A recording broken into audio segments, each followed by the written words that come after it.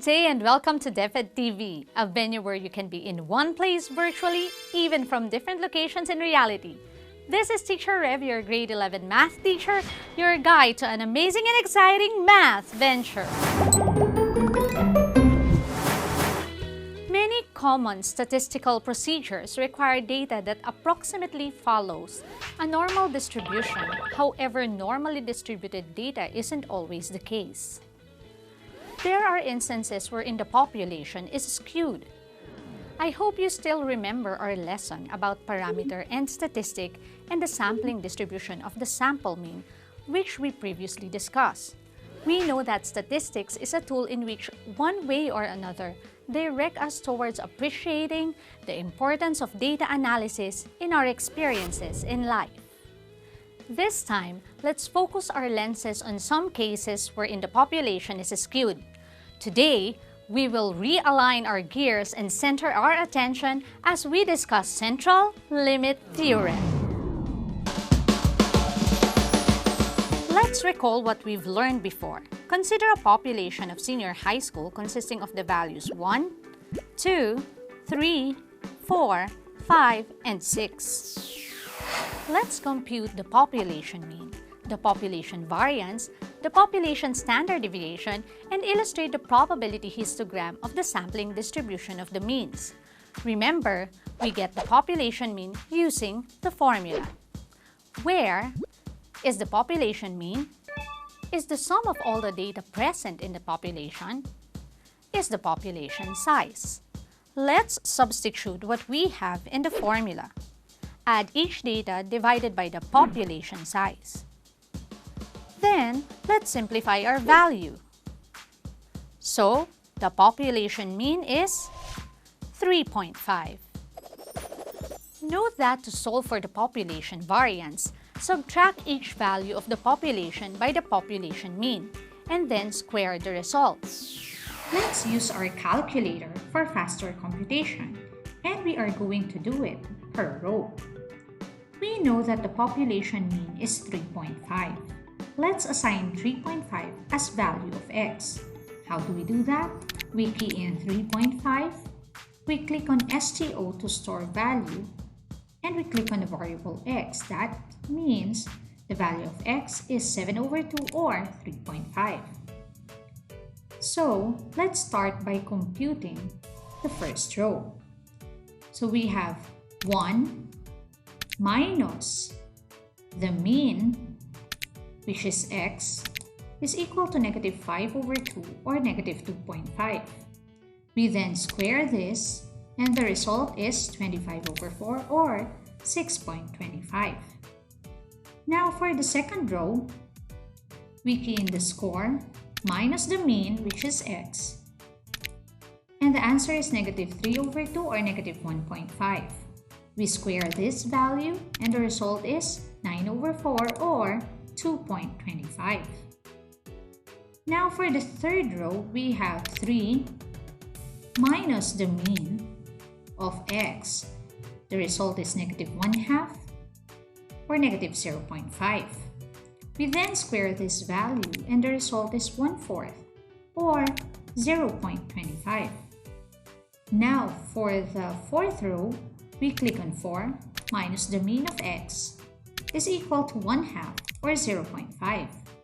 We square this value, and the answer is 1/4 or 0.25. Now for the fifth row, we click on 5 minus the mean, which is represented by x. The result is 3/2 or 1.5. We square this value, and the result is 9/4 or 2.25. Now for our last row, we have 6 minus the mean of x, which will give a result of 5/2 or 2.5. We then square this value, and the result is 25/4 or 6.25. To solve for the population variance, we use the formula. In this case, we need to get the sum of all values on the third column. Get your calculator, so we key in 6.25 plus 2.25 plus 0.25 plus 0.25 plus 2.25 and plus 6.25. And the result is 35 over 2 or 17.5. Therefore, the sum of all values in the third column is 17.5. Now we can substitute the values in our formula. Knowing that the summation of the square of the difference of the scores and the mean is 17.5 and the population size is 6, substituting these values in our formula, we have 17.5 followed by the fraction for division. Then we key in 6 in the denominator. The result is 35 over 12 or 2.92. So the population variance is 2.92. Now to solve for the population standard deviation, let's use the formula. Since we already have all the values we need, then we substitute these values. So we have the square root of the quotient of 17.5 and 6. That is, we key in the square root. Then the fraction for the quotient, we key in 17.5 in the numerator. And in the denominator, we have 6. Then we click on equal sign. And the answer is square root of 105 over 6 or approximately 1.71. So, the population standard deviation is 1.71. So the histogram will look like this. This time, let us consider all the possible samples of size 2 that can be drawn with the replacement from the population 1, 2, 3, 4, 5, and 6. First, let us create a sampling distribution of the sample mean. Let's get all the possible samples, starting with 1, 1, 1, 2, 1, 3, and the pattern continues until 6, 6. Now let's determine the mean of each sample. Let's start by finding the mean of the first sample. Its mean is 1. The mean of 1 and 2 is 1.5. The mean of 1 and 3 is 2. The mean of 1 and 4 is 2.5. And the pattern continues until the last row. The mean of 6 and 6 is 6. Then let's see if we still remember how to get the mean of the sampling distribution of the sample mean. Remember that we get the sum of the means over the number of all possible samples as shown in the formula, where n is the number of all possible samples of size 2. From the table, let's get first the sum of the third column, which is the same as getting the sum of the means, which is equal to 126. So let's substitute the values in the formula.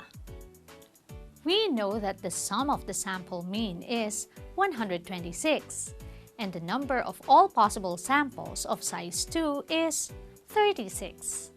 So, the mean of the sampling distribution of the sample mean is 3.5. To fill up the fourth column, we need to find the difference between the sample mean and the mean of the sampling distribution for each sample. Then for the fifth column, we square the difference. Let's do this per row. For the first sample, we calculate that 1 minus the mean, which is 3.5, is equal to negative 2.5. And squaring it, we have 6.25. Also, 1.5 minus 3.5 is negative 2. Squaring the result, we obtain 4. And 2 minus 3.5 is negative 1.5, which when squared is 2.25. And this pattern continues until the last row, which is 6 minus 3.5 is equal to 2.5, and its square is 6.25. This time, let's solve for the variance of the sampling distribution of the sample mean. Remember, it can be solved using this formula, which means we have to get the sum of the values of the fifth column in the table. And the sum is 52.5. So let's substitute the values in the formula. We know that the sum of the square of the difference is 52.5, and the number of all possible samples of size 2 is 36. To find the variance, we click on the fraction. Then, we click on 52.5 in the numerator and 36 in the denominator. The result is 35 over 24, or approximately 1.46.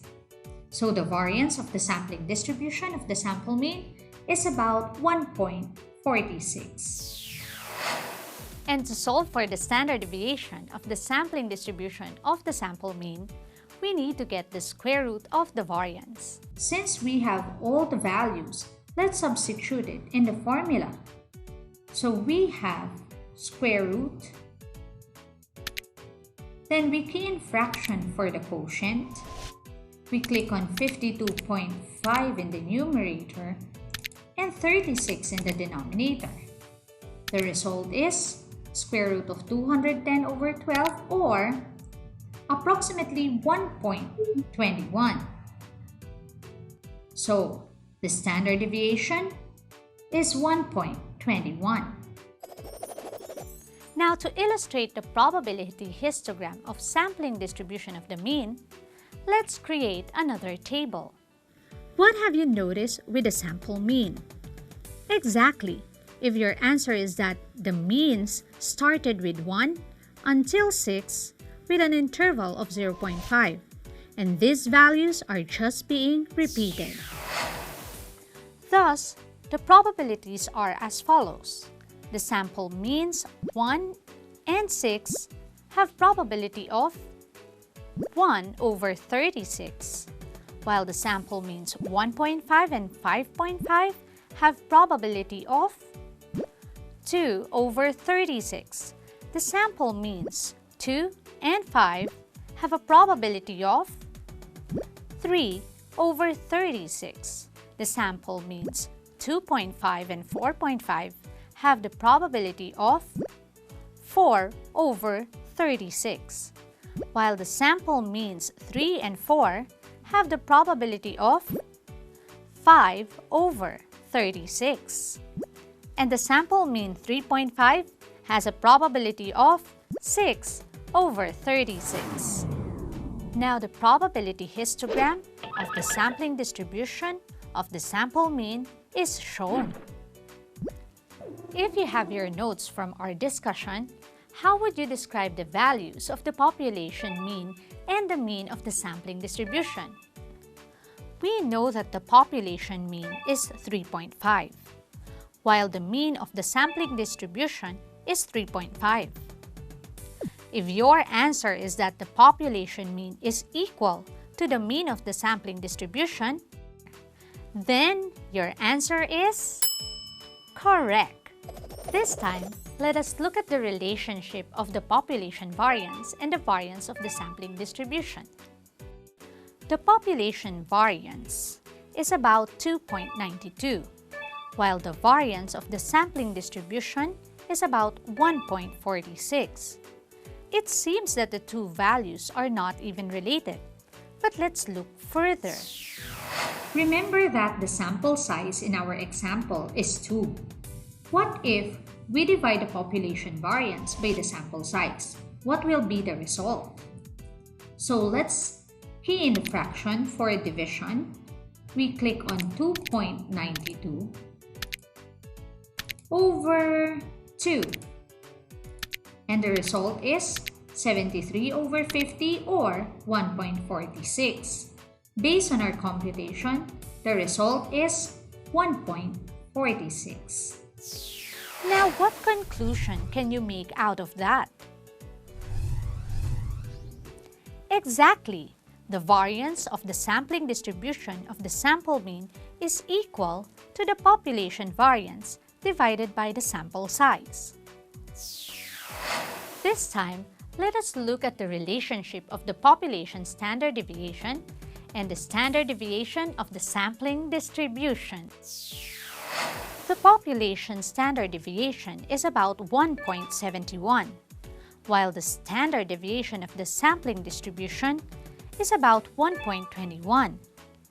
It seems that the two values are not even related, but let's look further.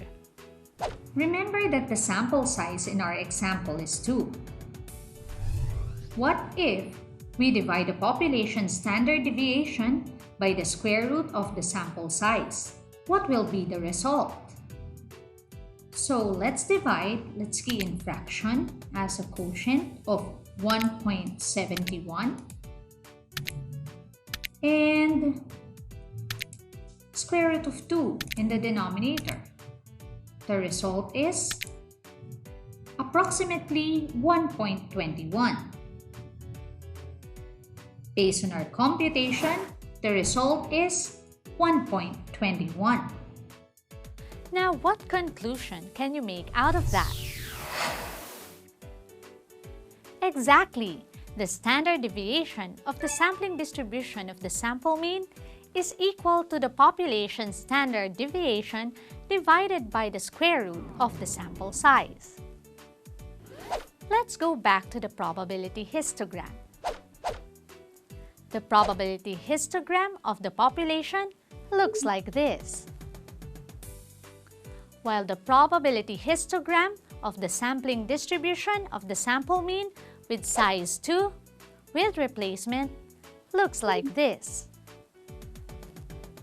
If we are to describe the two graphs, the illustration of the probability histogram of the sampling distribution of the sample mean is more likely to have a curve of a normal distribution, while the probability histogram of the population is not normally distributed. Let's have some observations from the activity. First, the mean of the sampling distribution of the sample mean is equal to the population mean. Second, the standard deviation of the sampling distribution of the sample mean is equal to the population standard deviation divided by the square root of the sample size. Third, the sampling distribution of the sample mean can be approximately normally distributed even if the distribution from which we are sampling is not normally distributed.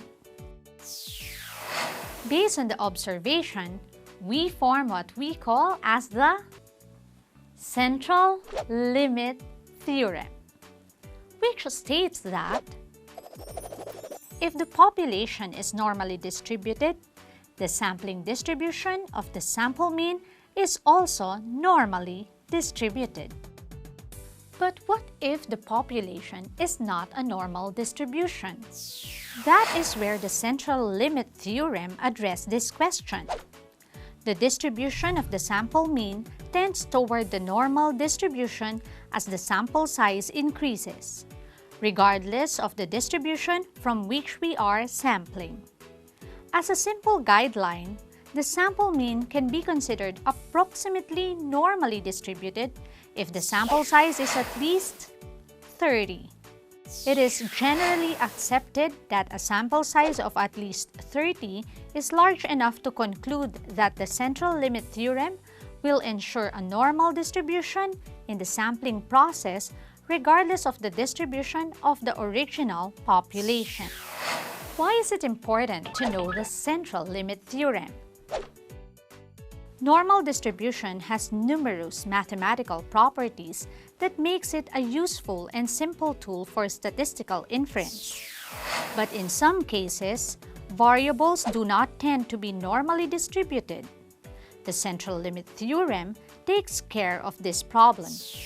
This means that we can develop statistical inference procedures that are based on the normal distribution, even if we are sampling from a population that is not normal, provided we have a large sample size. This means that we can continue to use the z-conversion formula in our calculations. That is, the z-value is the quotient of the sum of the mean of the sample and mean of the population, and the quotient of the standard deviation and the sample. Let's have an example. Suppose that the average age of the people living in a barangay is 34 with a standard deviation of 4. If 100 residents of a certain barangay decided to take summer outing after COVID-19 pandemic and the enhanced community quarantine has been lifted for bonding and relaxation, what is the probability that the average age of these residents is less than 35? Is it mentioned in the problem whether the population is normally distributed?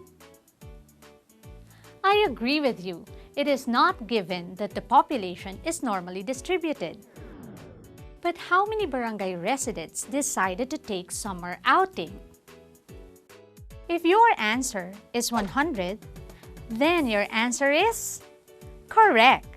And that 100 is the sample size.